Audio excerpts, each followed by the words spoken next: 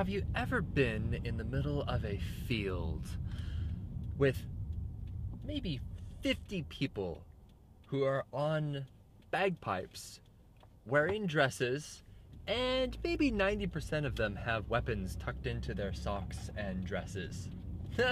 Well, if you're Scottish, then I've just offended you by calling your magnificent kilts a dress. Don't worry, I wear one too, at least when I'm at the Scottish Highland Games. The Scottish Highland Games is an annual event that occurs in my hometown of Enumclaw, Washington.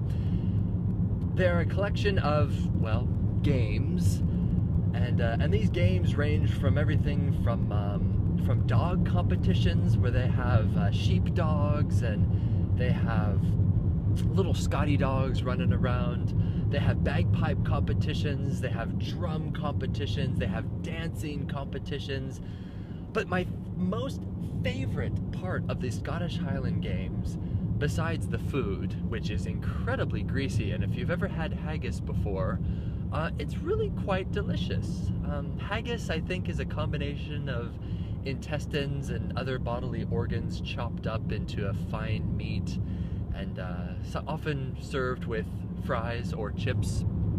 I remember having it in Scotland when I was there, and it was okay. I remember it was just so greasy that it coated the corners of my mouth as if I had some chapstick and just kind of went like this all over my mouth.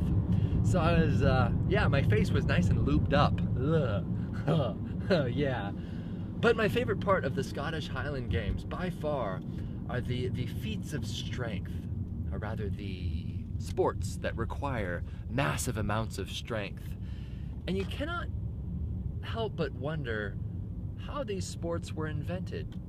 Allow me to paint you a picture. There is a man who is maybe as tall as a stop sign, and he is down in the middle of this sandy area with his tall socks on and his dress, kilt, and he gets something that looks like a telephone pole, and he picks it up and balances it on its end, and sort of stands there for a moment trying to maintain balance, and then he starts running forward with this pole sticking straight up, and then with all of his might he heaves this huge log, and he attempts to throw it one end over another until it lands.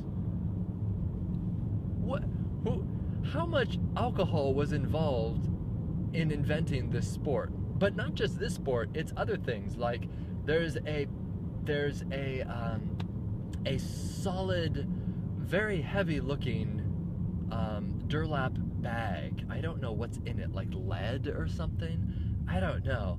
But they get a pitchfork and they stick it into there, and go ahead, person. And then they get this pitchfork, thrust it into there, and then they just try to throw it as high as they can over what looks like a horizontal bar that someone would jump over in pole vaulting.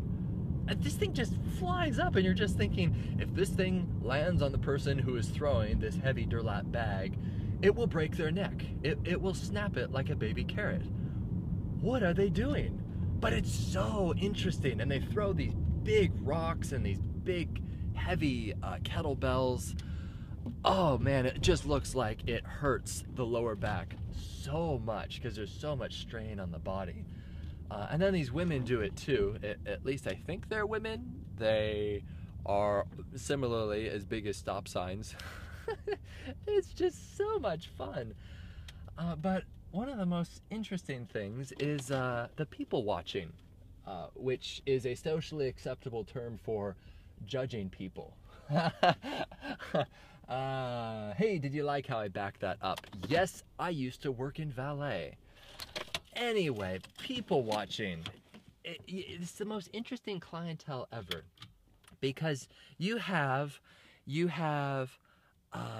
these really, really manly men, and that you also have these men with ponytails and very, very long hair.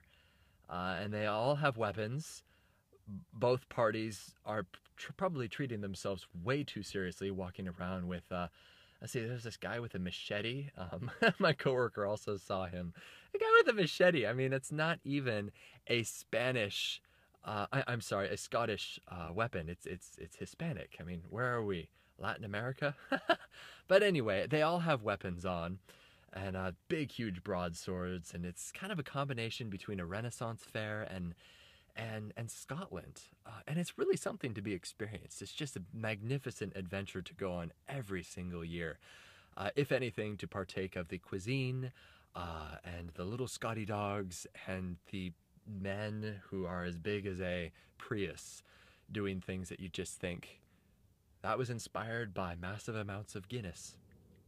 Oh, wait, Guinness is Irish. Oh, I just offended all the Scots out there. Sorry.